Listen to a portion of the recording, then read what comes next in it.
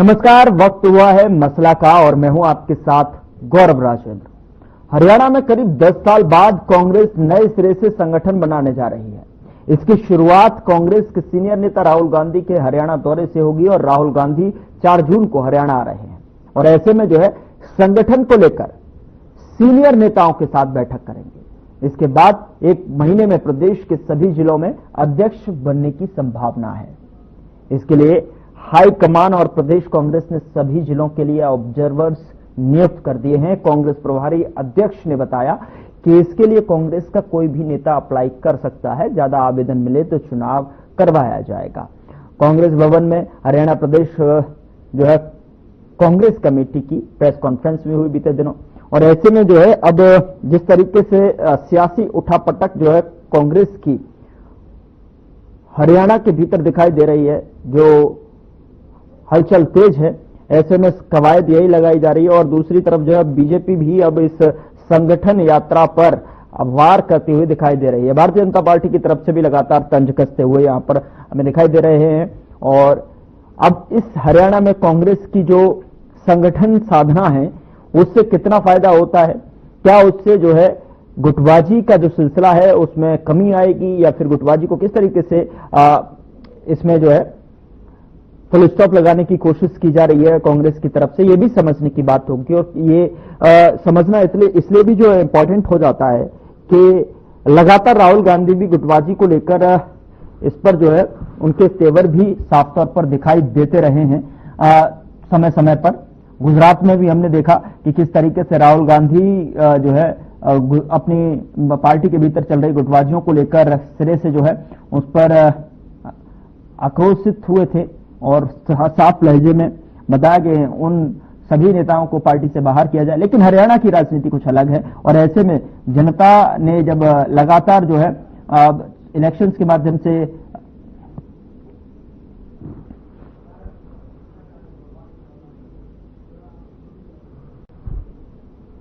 तो बहुत सारे सवाल हैं और इसको लेकर आज मसला में समझने की कोशिश करेंगे कि संगठन की यात्रा पर बीजेपी के जिस तरीके से तर्ज कसते हुए नजर आ रहे हैं उसमें जो है इससे क्या फायदा होगा। अब हरियाणा में जिस तरीके से लगातार संगठन में बदलाव करने की आवश्यकता है, क्या ये जो है पहले भी इस संगठन में जो है बदलाव होने की संभावना थी कि इससे पहले भी हो सकते थे, चुनाव से पहले भी हो सकते थे, लेकिन किस तरीके से जब अब समय आया है तो अब लगातार कांग्रेस जो है एक्टिव मोड में दिखाई दे रही है और मुझे लगता है कि यहां पर राहुल गांधी जो है जाकर ऑब्जर्वर के साथ में मीटिंग करेंगे। बहरहाल चर्चा की शुरुआत करते हैं और हमारे साथ आज के पैनल से मैं आपका इंट्रोड्यूस करा देता हूं। सुनील फोगाट प्रवक्ता बीजेपी की तरफ से हमारे साथ जुड़ रहे हैं, भारतीय जनता पार्टी की तरफ से अपना पक्ष रखते नजर आएंगे। सुखवीर तंवर प्रवक्ता कांग्रेस पार्टी की तरफ से हमारे साथ जुड़ रहे हैं, बहुत स्वागत है दोनों ही मेहमानों का। और राकेश भड़ाना प्रवक्ता आम आदमी पार्टी के तौर पर जो हमारे साथ जुड़ रहे हैं, इस चर्चा में शामिल है, आपका भी बहुत बहुत स्वागत है सर। और तीनों ही मेहमानों की जो है स्वागत करते हुए जो है मैं सबसे पहले सुखवीर तंवर जी, मैं आपसे जो है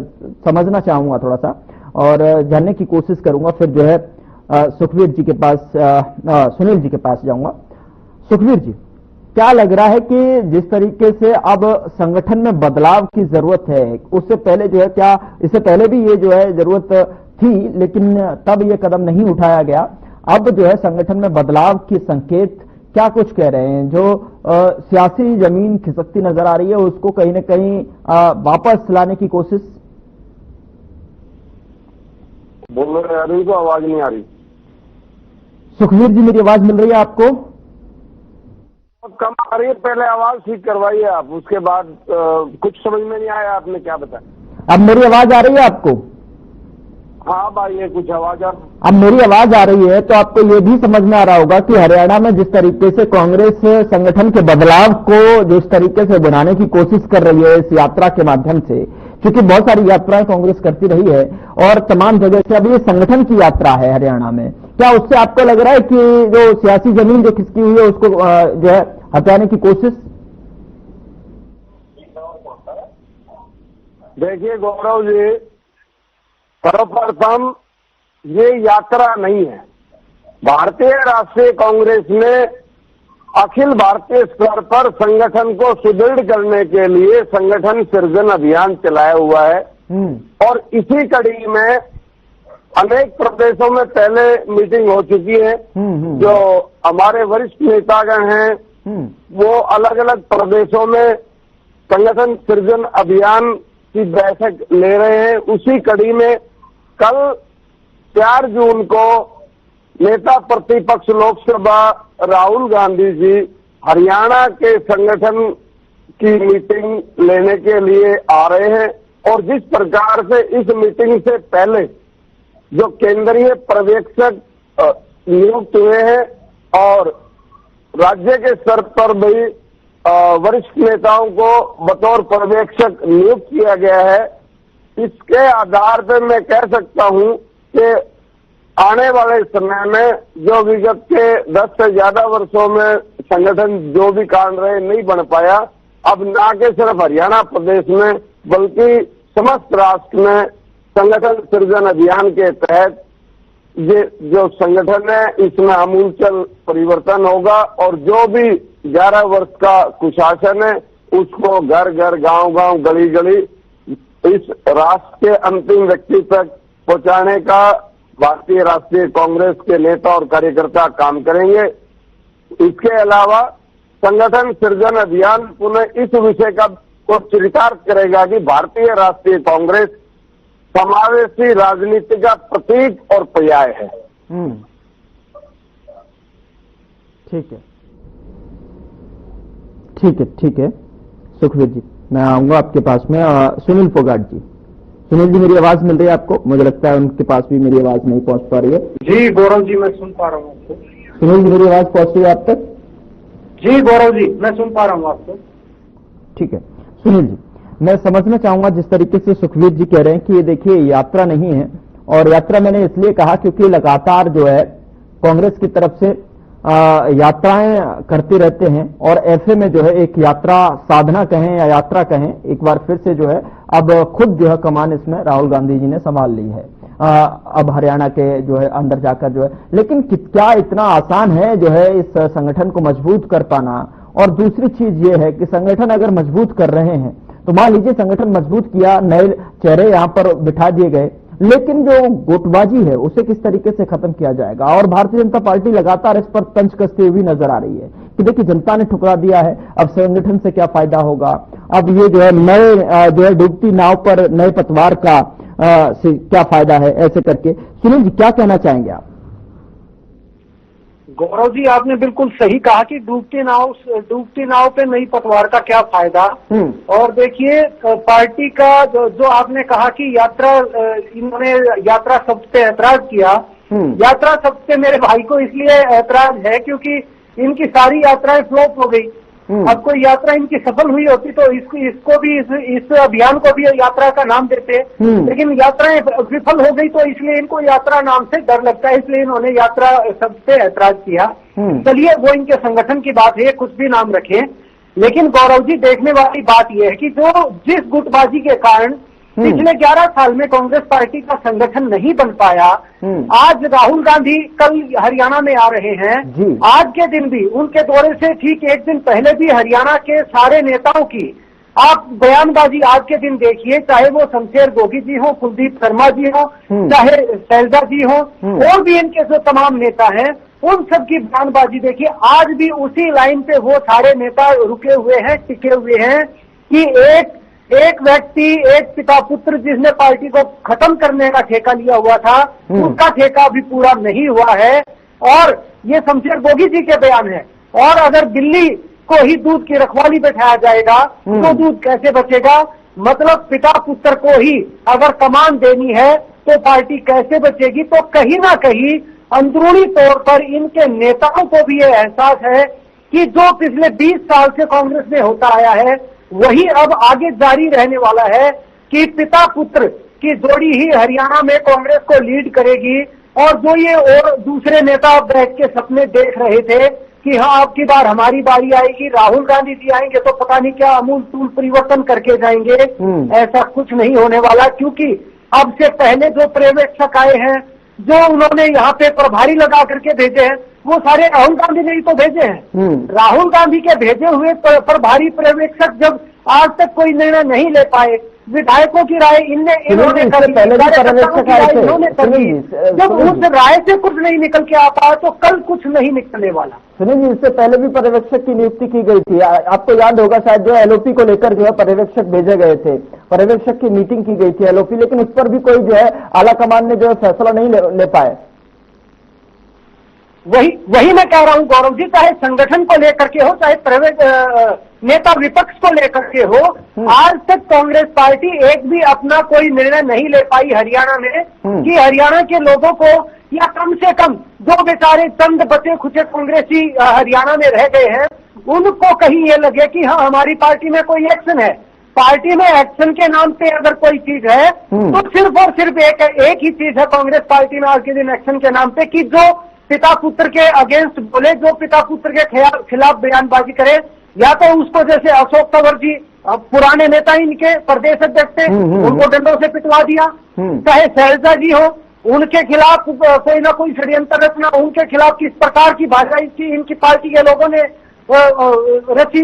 तो इस प्रकार की जो भी नीतियां हैं, इनके जो भी कार्यक्रम हैं, वो किसी प्रकार से भी नहीं लगता कि कांग्रेस पार्टी के हित में है। क्योंकि आप कुलदीप शर्मा जी को देख लीजिए, कुलदीप शर्मा जी ने आज भी बयान है उनके, और चुनाव में भी कहा था कि मुझे नहीं लगता कि निकाय चुनाव को लेकर के कांग्रेस पार्टी गंभीर है, और खास तौर से पिता पुत्र के ऊपर पूरे हरियाणा की 80%, लगभग 80% कांग्रेस को नाराजगी है। लेकिन इनके बयानबाजी से यही लग रहा है आज भी कि कल जो होने वाला है वो पहले से तय है, कि इन सबको डर है कि कहीं ना कहीं राहुल गांधी आएंगे और पिता पुत्र के नाम का लिफाफा खोल के चले जाएंगे, यही ये पर्यवेक्षक रहेंगे, यही ये प्रभारी रहेंगे, कुछ नहीं बदलने वाला है। अगर कुछ बदलना है तो ऊपरी तौर से ऊपर से शुरुआत करनी पड़ेगी। नेहरू गांधी परिवार से जब तक कांग्रेस नहीं निकलेगी, जब तक वहां से किसी नए व्यक्ति को स्थान नहीं दिया जाएगा, जब तक नीचे भी ऐसे ही परिवारवाद चलता जाएगा। और यही परिवारवाद है जिसके कारण कांग्रेस पार्टी गर्त में चली गई, लेकिन यह उस चीज को मानने को स्वीकार नहीं है। सारी संवैधानिक संस्थाओं पे आरोप लगाएंगे, चुनाव आयोग पे आरोप लगाएंगे, भारतीय जनता पार्टी को गालियां देंगे, माननीय नरेंद्र मोदी जी को गालियां देंगे, लेकिन अपने अंदर कमियां नहीं देखेंगे कि जब तक आप दूसरे लोगों को स्थान नहीं देंगे, राजनीति में आप सर्वाइव नहीं कर सकते। ये परिवारवाद है। राहुल गांधी खुद उसी परिवारवाद की देन है, वो उससे बाहर कैसे जा सकते हैं। तो मुझे नहीं लगता हरियाणा में कल कुछ अलग होने वाला है।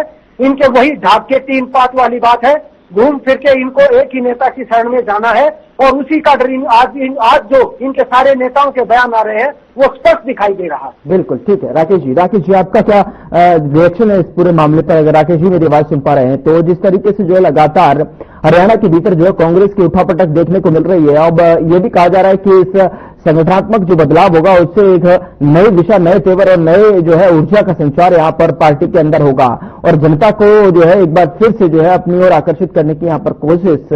लेकिन सवाल यही है कि जब नींव हिली हुई है तो दीवारें तो गिरेंगी ही ना जनाब। देखिए गौरव जी, मेरी आवाज आ रही है क्या? आपकी आवाज आ रही है, प्लीज रखिए।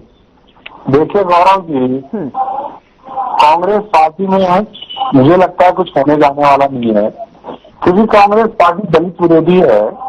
4 प्रदेश अध्यक्ष जिस पार्टी के बदल लिए और आज तक संगठन बना नहीं। जिस प्रदेश अध्यक्ष को सरेआम दिल्ली में लाठियों से मारा गया हो, वो पार्टी क्या संगठन बनाएगी, मुझे ये समझ में नहीं आता। दूसरी बात, कल राहुल गांधी जी आएंगे हरियाणा में। राहुल गांधी जी तो पहले भी हरियाणा में आ चुके हैं। पहले भी क्या हरियाणा में राहुल गांधी जी ने, प्रियंका गांधी जी ने, सोनिया गांधी जी ने प्रयास नहीं किए होंगे संगठन बनाने के? बहुत प्रयास किए, परंतु वो सफल नहीं हो पाए, क्योंकि जिस तरीके से आज कांग्रेस पार्टी को पूरी तरीके से बापू बेटा की पार्टी बना दिया गया है, कैप्चर कर लिया गया है। आज अगर हरियाणा की हम बात करें तो हरियाणा में एक ही बात कही जाती है कि कांग्रेस का तो भूपेंद्र सिंह हुड्डा है, और भूपेंद्र सिंह हुड्डा है तो कांग्रेस है।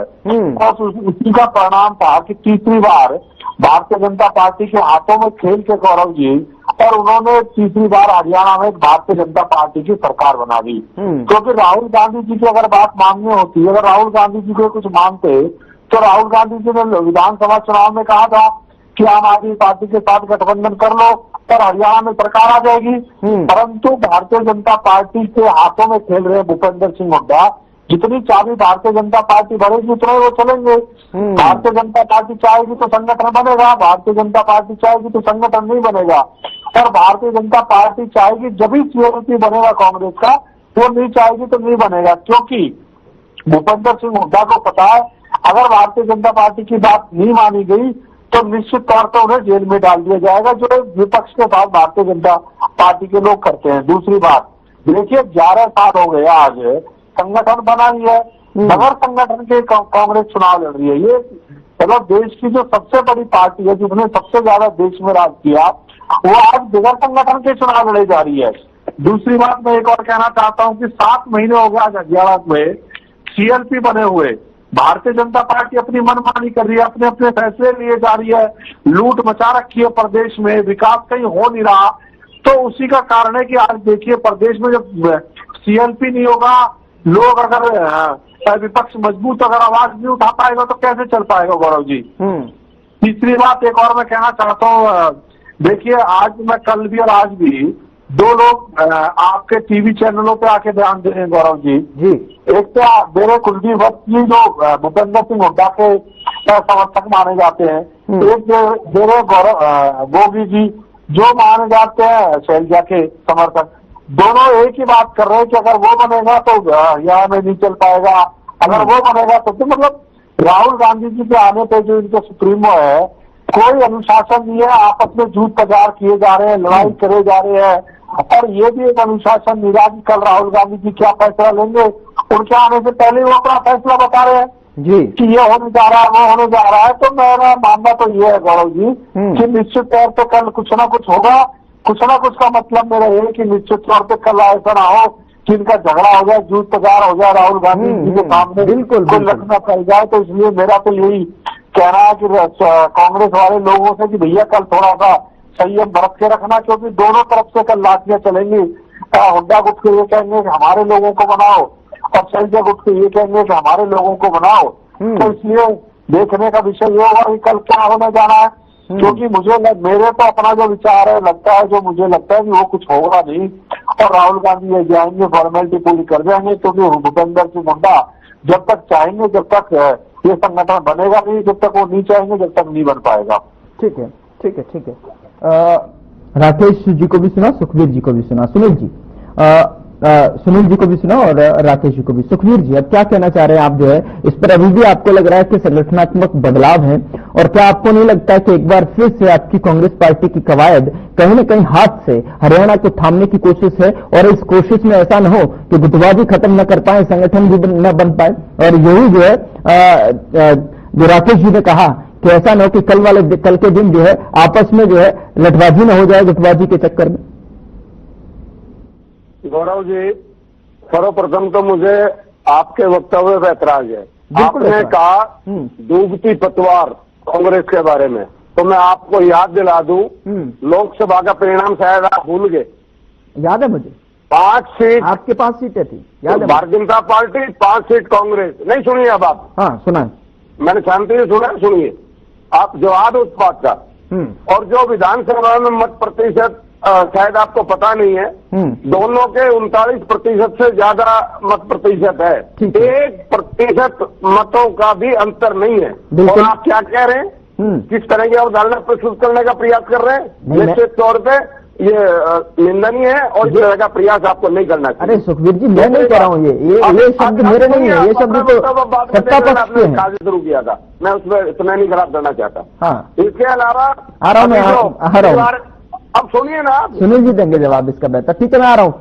नहीं सुखवीर जी बोलिए, आपको भी जवाब है, सुनील को भी जवाब है। हाँ ठीक है, कंप्लीट कीजिए आप। अब सुनिए ना, अब सब में बीच में बोल के, अरे तो महाराज आप कंप्लीट करें, बोलें तभी तो। आप सुनिए कह रहे हैं। दूसरी बात, जो अभी सुनील ने परिवारवाद की बात कही, हाँ देखिए आज कांग्रेस का राष्ट्रीय अध्यक्ष कौन है मुझे कहने की आवश्यकता नहीं है। इसके अलावा परिवारवाद के मैं कुछ उदाहरण आपके सामने हरियाणा प्रदेश के आपके दर्शकों के लिए प्रस्तुत कर दूं। परिवारवाद क्या होता है? भव्य बिश्नोई, कुलदीप बिश्नोई, राव इंद्रजीत, आरती राव आपके सामने है, बंतो कटारिया, रतनलाल कटारिया, नवीन जिंदल, ओम प्रकाश जिंदल, सावित्री जिंदल, राव नरवीर सिंह, राव मोहर सिंह। इसके अलावा अगर हम दूसरे प्रदेशों की बात कर लें, परिवारवाद बता दूं, अनुराग ठाकुर, प्रेम कुमार धूमल, जैसा अमित शाह, सुखेंद्र अधिकारी, शिशिर कुमार अधिकारी, धर्मेंद्र प्रधान, देवेंद्र प्रधान, पंकज सिंह, राजनाथ सिंह, देवेंद्र फडणवीस, गंगाधर पंत, ज्योतिरादित्य सिंधिया, माधवराव सिंधिया, वसुंधरा राजे सिंधिया, विजय राजे सिंधिया, जयंत सिन्हा, यशवंत सिन्हा, पीयूष गोयल, वेद प्रकाश गोयल, राजवीर कल्याण सिंह, रीता बहुगुणा जोशी, हेमवती नंदन बहुगुणा जोशी, विजय बहुगुणा, हेमवती नंदन बहुगुणा, दुष्यंत सिंह, वसुंधरा राजे सिंधिया,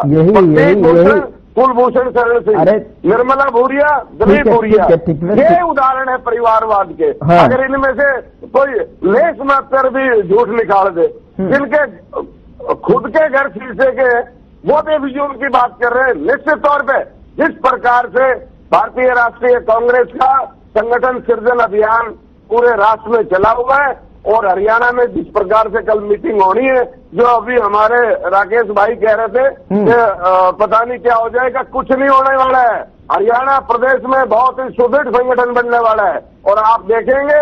और मैंने जैसे अपने प्रथम वक्तव्य में बताया था, भारतीय राष्ट्रीय कांग्रेस समावेशी राजनीति का प्रतीक और पर्याय है, और उसी पे चलते हुए हम ना कि हरियाणा प्रदेश में अपितु समस्त राष्ट्र में जो संगठन में कमी थी उसको पूर्णतः ठीक करेंगे, और जो भारतीय जनता पार्टी का करीब 11 वर्ष का कुशासन है, उससे निपटने के लिए हर घर तक, हर गली तक, हर व्यक्ति तक इनके कुशासन का एक एक मुद्दा साक्ष्यों के सहित लेकर जाएंगे। चलिए ठीक है। सुनील जी फाइनल कमेंट जो मैं आपसे समझना चाहता हूँ, क्या आपकी प्रतिक्रिया है इनके जवाब पर? देखिए गौरव जी, जिस प्रकार से सुखबीर तंवर जी मेरे बड़े भाई अति उत्साहित हो रहे थे, एक लंबी चौड़ी लिस्ट ही है, मुझे लगता है काफी दिन से लेकर के बैठे थे, और इन्होंने वो लिस्ट अपडेट भी नहीं करी। इसमें बहुत सारे तो ऐसे भी नाम लिए इन्होंने जिनके एक परिवार में एक व्यक्ति का राजनीति से कोई लेना देना नहीं है, लेकिन फिर भी पिता पुत्र के नाम जोड़ दिए गए उसमें। वो ठीक है, इनका तरीका है अपनी बात रखने का। अब इन्होंने कहा कि 5 सीट हरियाणा में लोकसभा में आई और विधानसभा में 1% से भी कम मार्जिन रहा। वो क्यों रहा? देखिए कितने बड़े लेवल पे इन्होंने हरियाणा में भ्रम फैलाने का काम किया, किस प्रकार का जातिवाद इन्होंने लोक विधानसभा चुनाव में हरियाणा में फैलाया। हुड्डा पिता पुत्र ने किस प्रकार से एक जाट वर्ग को, मैं खुद उस वर्ग से आता हूँ, किस प्रकार से उस वर्ग को गुमराह किया, किस प्रकार से उस वर्ग को दूसरी पार्टियों के खिलाफ खड़ा किया, किस प्रकार से उनको एक भोले भाले हमारे साथियों को विश्वास दिला दिया कि दूसरी पार्टियां आ गई तो तुम्हारा खात्मा है, अगर हम आ गए तो बच जाओगे। लेकिन कहीं ना कहीं हमारे प्रदेश के हमारे भाई बड़े समझदार निकले, बड़े सचेत निकले कि उन्होंने भारतीय जनता पार्टी को चुना, लेकिन इनकी झूठ और लूट की दुकान वहां पे नहीं चल पाई। जब कहीं चल पाई तो इनकी बस ये कलाकारी चल पाई कि ये कुछ प्रतिशत मत लेने में कामयाब हो गए ज्यादा, लेकिन सरकार इनकी फिर भी नहीं बन पाई। ये और असली निर्णय विधानसभा की सीटों से होता है, लोकसभा की सीटों से होता है, ना कि मत प्रतिशत से होता है। ये भी इनको पता होना चाहिए। आज इनको देखना चाहिए कि भारतीय जनता पार्टी की कितनी सीटें हैं हरियाणा में और कांग्रेस पार्टी की कितनी है। अब मैं दूसरी बात कहता हूँ कि नेता विपक्ष के लिए ये कांग्रेस पार्टी के लोग बार बार कहते थे कि 6 महीने तक कर्नाटक में नहीं बना। अब तो गौरव जी, मैं मेरे साथी को बधाई देना चाहता हूँ कि हरियाणा में इन्होंने कर्नाटक का रिकॉर्ड तोड़ दिया। वहाँ पे चाहे जो भी परिस्थितियां रही हो कर्नाटक में, लेकिन हरियाणा में अगर कोई परिस्थिति थी तो सिर्फ और सिर्फ कांग्रेस पार्टी के ऊपर किसका कब्जा हो, किसका आधिपत्य हो, जिसकी लाठी उसकी भैंस वाला रोल था कि यहाँ हरियाणा में कांग्रेस का कोई नाम लेवा ना। ठीक है राकेश जी, 5 सेकंड में आपसे समझना चाहूंगा। वो कह रहे हैं कि कल की स्थिति बहुत ही सौहार्दपूर्ण रूप से जो है मीटिंग रहने वाली है, आपका क्या टेक है इसमें? 5 सेकंड ओनली। राकेश जी वो कह रहे हैं, सुखबीर जी कह रहे हैं कल की मीटिंग में ऐसा कुछ नहीं होने वाला जो आप अनुमान लगा के बैठे हैं।